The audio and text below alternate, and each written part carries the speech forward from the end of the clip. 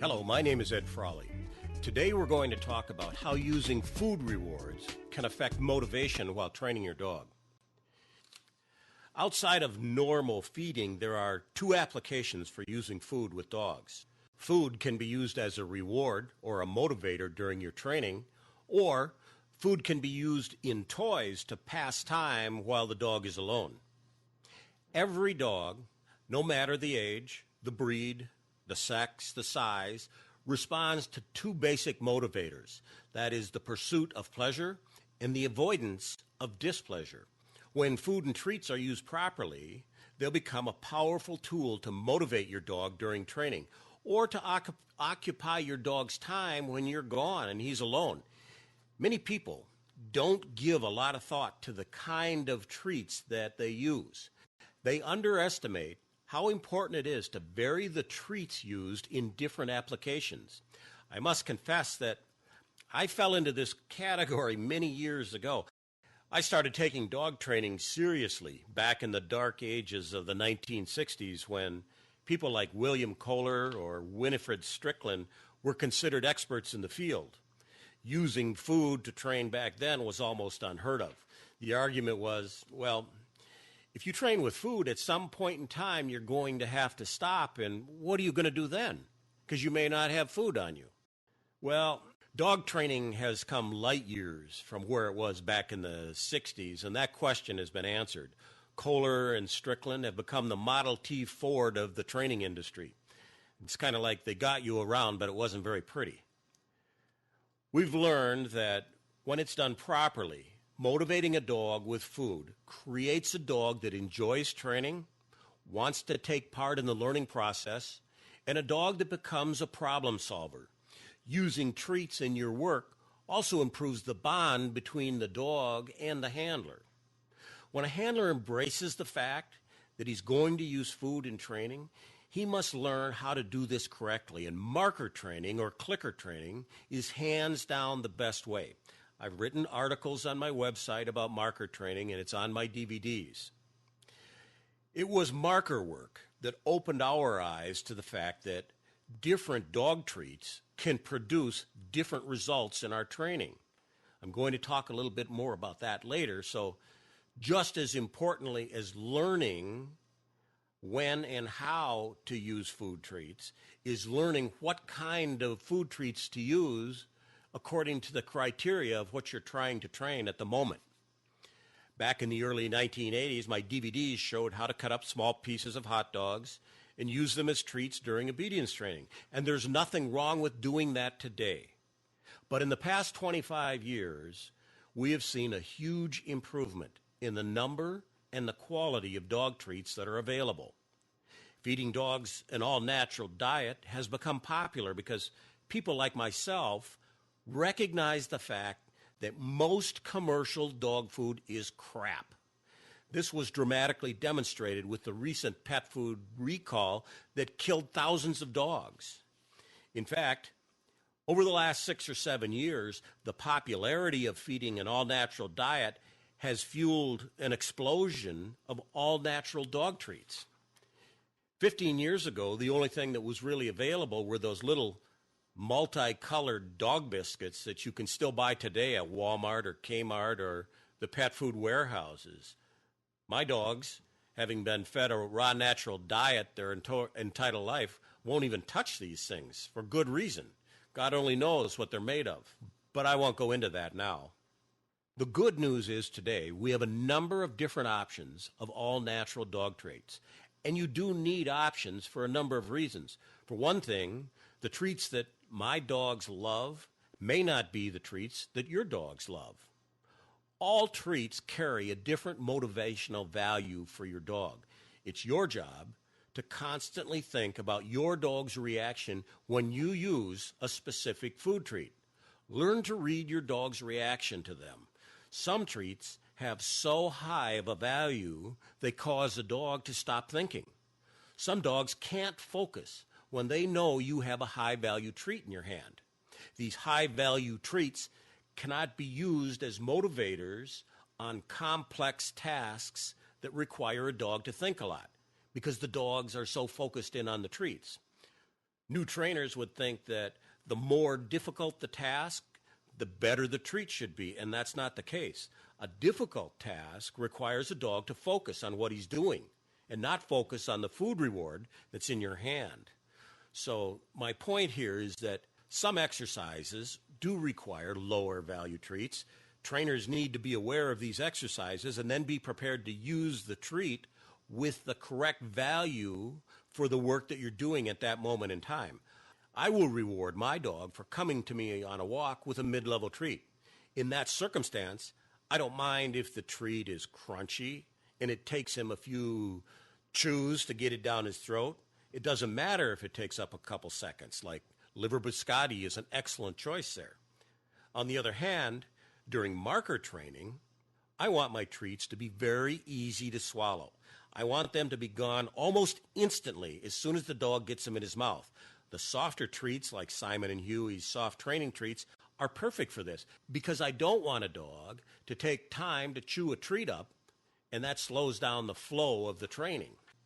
Now here, Cindy's just giving Rush, our puppy, a liver biscotti. And if you don't think that some dogs take longer to chew some treats than other treats, have a look at Rush here. You would think he's chewing gum or a leg of lamb. Talk about stretching out one treat. But obviously, to use liver biscotti for him in marker training would be the wrong treat. When he's done eating this next year, we'll show you how quickly he eats other treats. Now, that doesn't mean that we can't use liver biscotti in his training. If he's laying in the crate, being good, being quiet, we'll go up and we'll give him a liver biscotti because we don't care if it takes a minute to eat. Now, watch what happens when we give Rush one of these Play-Doh dog treats, a very small portion of one of these. You see, that's only a small part of the treat. These larger treats we break up. You see how quickly he eats that? Now that treat could be used for marker training and is used when we train Rush. Now we'll try the Zook Mini Naturals. They come in a number of different flavors. They aren't Rush's favorite food, but some of our other dogs absolutely love them.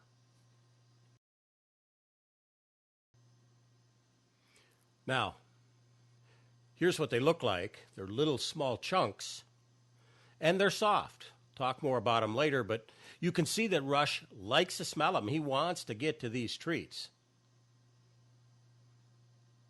It's just that he takes just a little bit longer to eat them than he does the other treats, the Play-Doh treats. And as I said, our other dogs wolf these things down in about a tenth of a second. So it really depends on your dog. You need to experiment and find out and assign a value to each of the treats that you want to use. These are only a couple of examples, and as you gain experience, you will find many others. When we leave our dogs in a crate in our home, we try and offer our dogs something to do while they're in the crate. We use our imagination and try to mentally stimulate the dog by loading treats in one of our everlasting treat toys or the Buster Cubes or the other toys that we sell. Different treats work better for some toys than others. In fact, dogs that are chow hounds usually figure out the game of how to empty one of these treat toys very quickly. These dogs need toys to be loaded with treats that don't come out very easily. I like the Sojo grain-free dog treats that are shaped like a biscuit, or the Zook's treats that are shaped like beef jerky. The Yummy Chummies also fall into this category. Dogs need to work at it to get these treats out of toys. Now, dogs with less food drive need treats that come out easier. If you make it too difficult for these dogs, they simply quit and they won't try. So you need to fill a toy with treats that will dribble out of them. What we like to do is load a toy with one or two of the treats that don't come out very easily and then add kind of a trail mix of several other smaller treats so that the dog gets a varying random reward. This really seems to pique the dog's interest, and it motivates them to keep trying to get the treats out. If you've ever watched any of the documentaries on zoo animals, you'll find that the better zoos use their imagination to try and figure out different ways to feed their animals. They hide their food in logs or freeze the food in a big chunk of ice or a million other things just to keep the animals busy. Why can't we do the same kind of things with our dogs? Use your imagination. If you have to leave your dog in a crate while you're at work all day and you feed an all-natural diet like everyone should, why not take the everlasting treat toys that we sell and fill them with the dog's daily ration of hamburger and then freeze it overnight? This will keep your dog busy for hours. Now, some treats have a longer shelf life than others, so you need to take that into consideration. It's important if you carry treats in your coat or your pocket or your bait bag, some of it is going to sit there longer, and if it does, some treats will get slimy or moldy, but these are often the treats that the dogs can eat very quickly, so it's important to keep that in mind when you're using marker training. So the application of how you carry the treats and how long you intend to have them in your pocket or your bait bag needs to be a consideration in selecting a treat. We always recommend that if you buy a new treat for the first time, let your dog sample that treat as soon as you get it. Don't wait until you drive to a training class before letting the dog try the new dog treat. Check them out at home first. Here you see Rush trying a new treat. He's not quite sure of it. With that said, he's teething. So when a dog teases, you might not want to give him a real hard treat, but rather stick with the softer treats, either the Simon Huey treats or buy some meat and cut it up and use soft meat treats. And again, if this dog did not like this treat, he wouldn't continue to put it in his mouth. It's a teeth issue here, but he walks away from it, and you couldn't use that treat in your training, at least not at this point in his career. We try every treat we sell with our dogs before we make the decision to sell it in the business. But with this said, just because a product is labeled a dog treat does not mean that your dog agrees with the labeling. The first time we use a dog treat, we often find that before the dog actually eats it, he'll play around with it a little bit. It's like they need to convince themselves that this is indeed a new dog treat. Many times, once a dog eats a few dog treats, they decide that, hey, they're pretty darn good after all, and he downs them quicker. If you make the mistake of trying to use a new dog treat as a reward too soon during your training, you could find yourself standing around getting frustrated while you wait for your dog to eat the treat. This just breaks up the flow of what you're trying to do.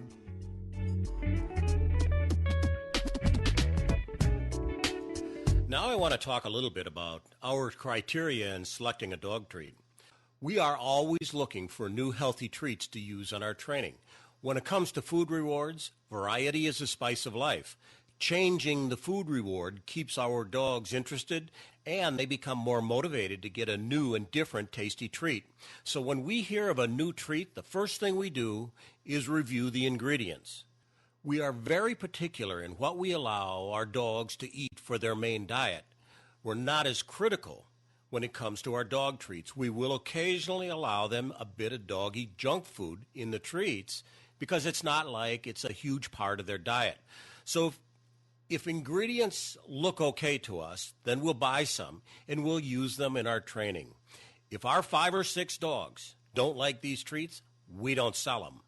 There's an article on my website. If you would like to read more about feeding a raw, all-natural diet, you can go there and learn an awful lot. It's quite extensive. Some dogs seem to be absolutely food-crazy chow hounds, while others seem to have much less of an interest in food. But with this said, as a general rule, every dog can have food drive. Some just have more than others. There are a lot of reasons why a dog wouldn't be interested in food or as interested as you would like him to be. First of all, dogs must be hungry if the food reward is to mean anything to them. So People who train with food should change their feeding schedule so they always feed the dog after the training and not before. When you begin this food training, start training with a high-value food reward, like pieces of steak. This will often trigger the dog's interest and motivate him to like training with food. There's nothing wrong with cutting up your steak leftovers into small chunks and using them.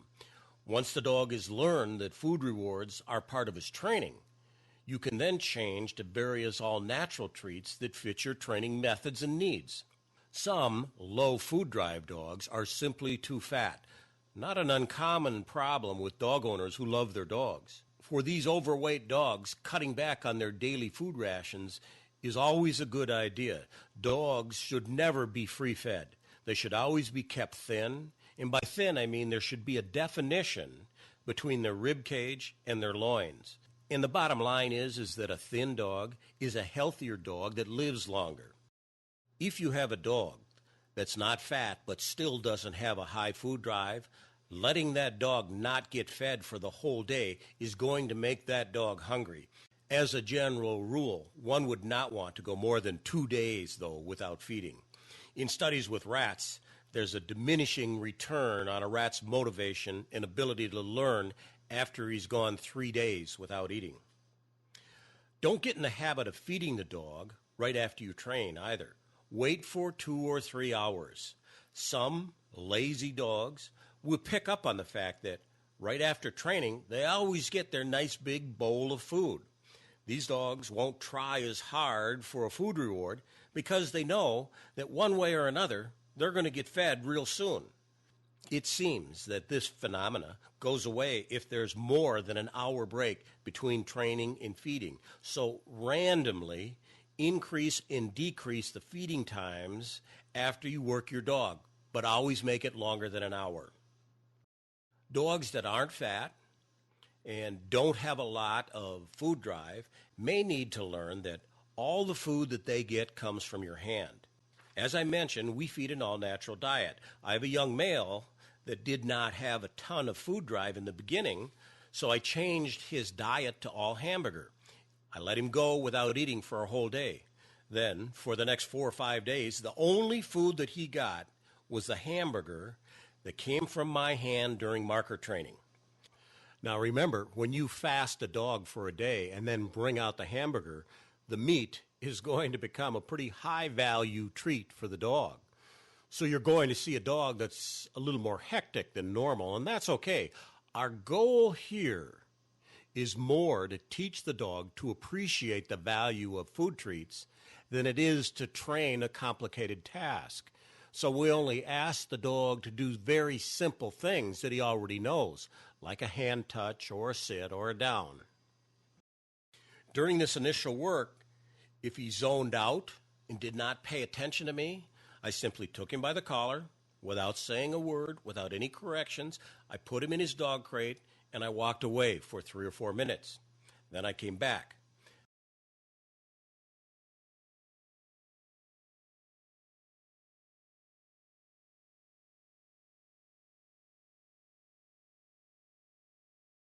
That experience did wonders for this dog's food drive. After a week, we went back to his normal feeding schedules, and his food drive stayed the same. By the way, this same concept applies to a dog's toys. Teaching a dog that he can only play with toys when you give them to him, and after you're done with play, you always take them away, will build the drive and the motivation for the toy, which results in toys being able to be used as a motivator during training. If you have a dog that blows you off during your training, another approach is to simply stop, take the dog by the collar, put him in his dog crate. Then, go get another dog. We're always lucky because we have an unlimited supply of food hounds around here. And let the second dog come in and eat the dog's food from the bowl right in front of his dog crate. And then that first dog doesn't get any more food that day. Don't for a second think this doesn't say volumes to the dog you're training. You only need to do this a couple of times before he gets the picture. A caveat here is that you should get in the habit of feeding your dogs in your dog crates. When you do things like this and you build such drive for their food, you don't want to instigate a dogfight by allowing them to free feed or eat next to one another and start fighting. Let's talk about all natural treats versus meat treats. You will probably find that cooked meat or raw meat cut up into small chunks are your dog's favorite food treats.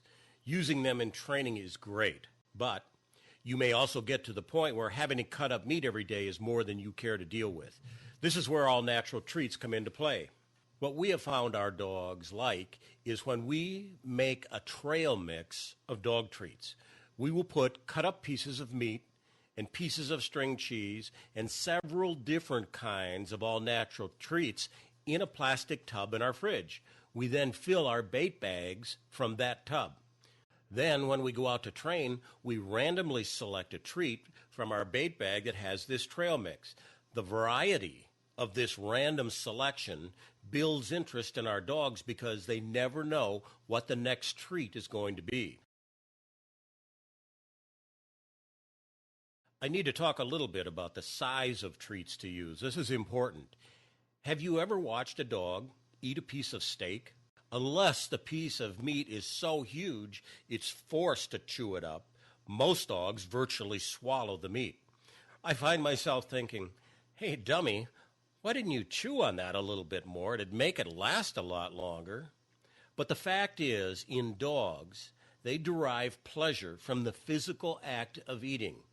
Your dog would get more pleasure out of cutting up the same chunk of meat into 30 little pieces and then being fed one at a time than he gets in having one big chunk where he almost swallows it. The correct size of food treat is the size of an eraser on the end of a pencil. We want our dogs to eat a treat as quickly as possible so we can move on in our training. Small treats also allow for multiple treats to be given, one right after another, in sustained training. This is where we like to feed one treat after another treat after another treat to extend duration in an exercise, like the downstay. It's important that you understand that if you purchase treats that are good-sized treats when they come right out of the bag, you should break them up into small little bitty pieces. Perfect examples of this are the Zook treats or the Yummy Chummy treats. You can break some of these larger commercial treats into 10 small pieces. As I break mine up, I always wonder how many people don't really do this, and they waste 90% of the training value by feeding the entire treat as one big chunk.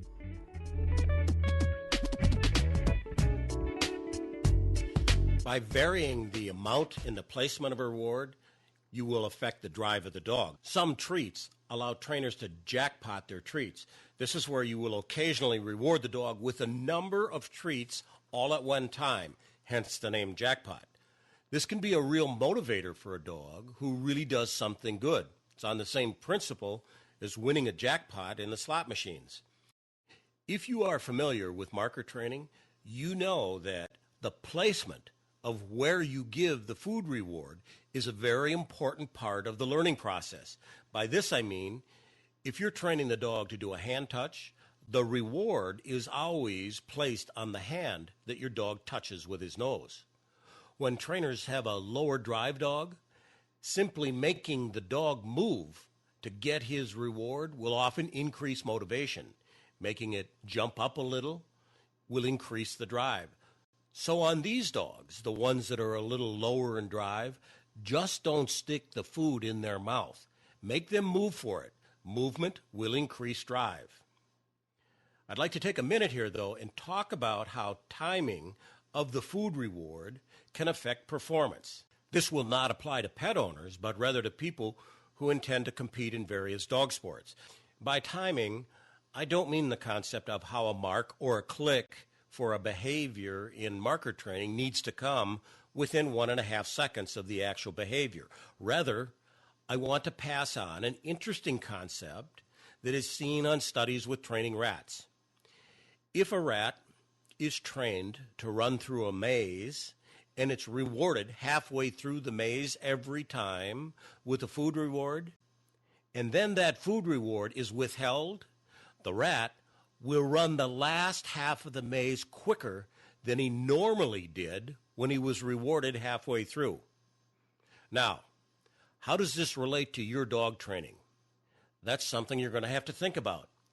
An agility routine is 30 seconds long. A Schutzhund obedience routine is 15 minutes long. A Mondio ring routine is 45 minutes. If you compete in a dog sport, you can wrap your mind around this concept and experiment with ways to improve your dog's performance. I can't do this for you. This has to come from the trainer experimenting and thinking about what he has to get through.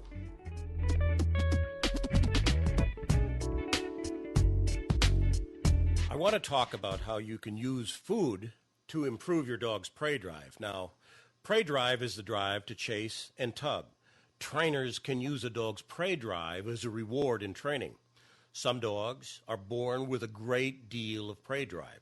Some dogs have very little prey drive at all. Some dogs can have prey drive, but as soon as they have any idea that there's food around, the prey drive goes away. Morgie the Corgi, one of our house dogs, is a perfect example of that. She has prey drive, but she's a chow hound. The second she thinks that we have a food reward, her prey drive is gone. These kinds of dogs can have their prey drive increased with food. Now keep in mind here that this work is not using food as a reward, but as a method to build drive. Also, putting a wad of high-value food treats in a sock and teaching the dog to play tug with the food sock also goes a long way towards teaching a low prey drive dog that has a lot of food drive how to play tug. This will work for people who want to compete in agility or obedience and use a prey tug game as a reward for the work with their dog. So in the end, every trainer needs to evaluate what his criteria is for training. I recommend that people make a list, then break the exercises down into training steps. Put it on paper. Once they have done this, then they need to give some serious thought to how and when to use food as a reward. Should they use a high-value food reward or a medium-value food reward? They also need to know how their dog reacts to various food rewards. This can only be determined by constantly watching your dog and thinking about his reaction or his response to what you're asking him to do and how he reacts to the reward. No one can tell you what to do with your dog. You need to figure this out yourself by watching him, by learning from him. Make notes and think about the right way to do your training. Be prepared to experiment with food treats to learn how to control the motivation. If you're a new dog trainer, start by looking for the extreme treats. Look for the high-value treats. There can be more than one. With experience, you will learn to recognize subtleties of differences in how your dog reacts to mid-level treats. But again, make notes. That's how you're going to learn.